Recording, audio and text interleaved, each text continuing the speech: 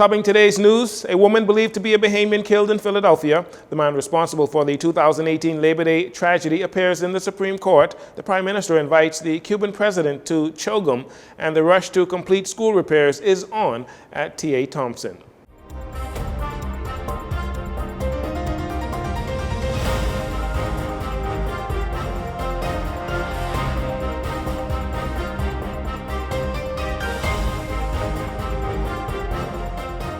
Good evening, Bahamas. I'm Dorian. This is your Jcn Evening News. Thanks for joining us. A young mother believed to be a Bahamian living in Philadelphia was killed over the weekend, leaving 6 young daughters. 32-year-old Ashley Lockhart, according to U.S. News, was found around 8:25 a.m. on Saturday, stabbed to death inside the passenger seat of a gold Honda Odyssey on Chestnut Street, West Philadelphia. Also, according to U.S. News reports, she had multiple stab wounds to her neck, arms, and head. As news of the young mother's death circulated on social media, the suggestion that she is of Bahamian descent or is of Bahamian descent also circulated. Jcn News had a chance to question Fred Mitchell, the Minister of Foreign Affairs, about the incident, and here's what he knows. The alleged homicide in Philadelphia. Up to last evening, the Consul General said that they had not had a confirmation. Unfortunately, the way these things work, the press is probably ahead of where the official confirmations are. But up to last evening, that was the case. Mr. Mitchell says the Bahamas Consular General has been in contact with the Philadelphia Police Department and will advise the public further as more information becomes available. Meanwhile, on Monday, 34-year-old Raymond Thompson, believed to be the fiancé of young Lockhart, was arrested and charged with the brutal murder.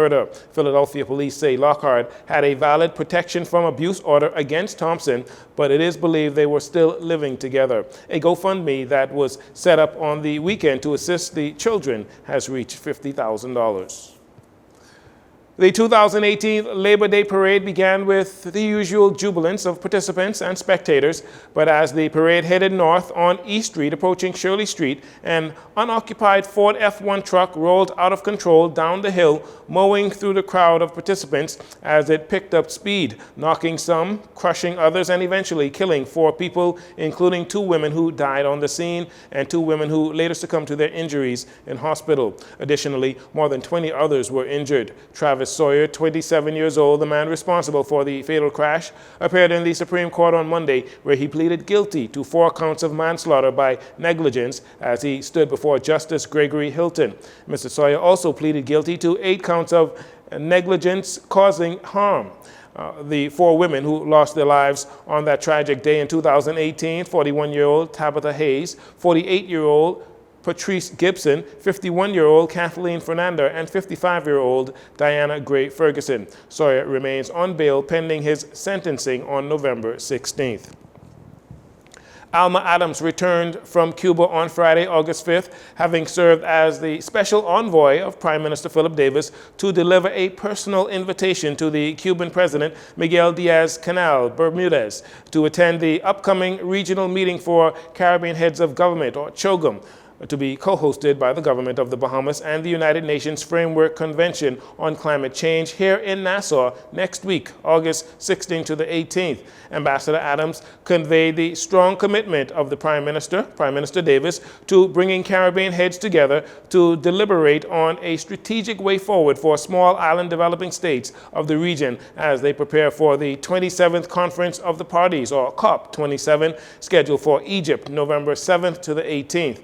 In the meeting, the Cuban Vice President Salvador Valdez Mesa said among several critical matters before the president in Cuba, including the current energy challenges being experienced in Cuba, the president had to remain in country at this time. The vice president said Cuba welcomed the initiative and the invitation by the Bahamas to attend the meeting and coordinate regional efforts on the issue of climate change, given its critical importance to the Caribbean region. He said while their president may not be able to attend, he reassured that Cuba will participate in the meeting with a high-level delegation headed by Prime Minister Manuel Marrero Cruz. The Ministry of Foreign Affairs has confirmed that a number of Bahamian citizens have been detained by authorities in the Dominican Republic. Reports are that customs officials in the Dominican Republic seized $879,020 in cash. The money, reportedly in U.S. dollars, was found in the luggage of the 4 Bahamian men and a Haitian woman who had flown to the island from the Bahamas. The Dominican authorities say the airplane was piloted by 2 Bahamians and had 5 passengers. While attending festivities in the Fox Hill community today, Minister of Foreign Affairs Fred Mitchell was asked to comment on the matter.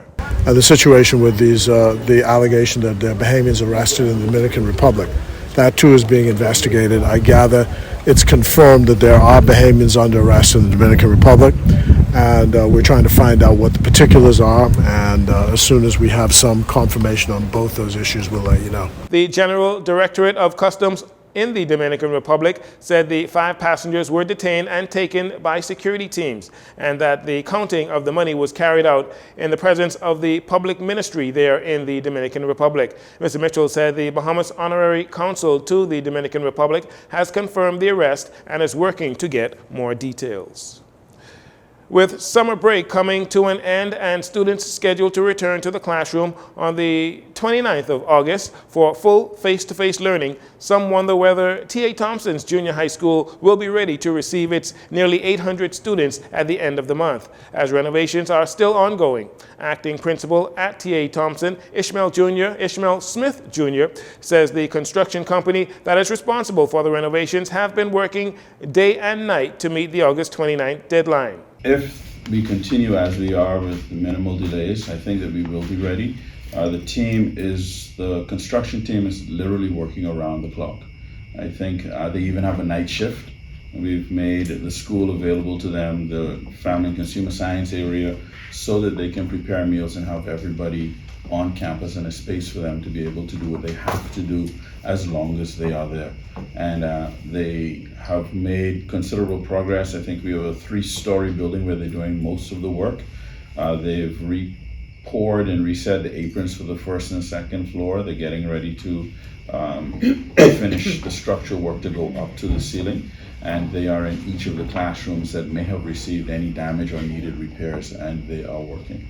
Since renovations began, the students and teachers of T.A. Thompson have been operating from the campus of the University of the Bahamas. Minister of Education, Technical and Vocational Training, Glennis Hannah Martin, says the government has been assured there will be no delays in the reopening of the school's campus. Our contractors have assured us come the 29th of August, they will be in classroom.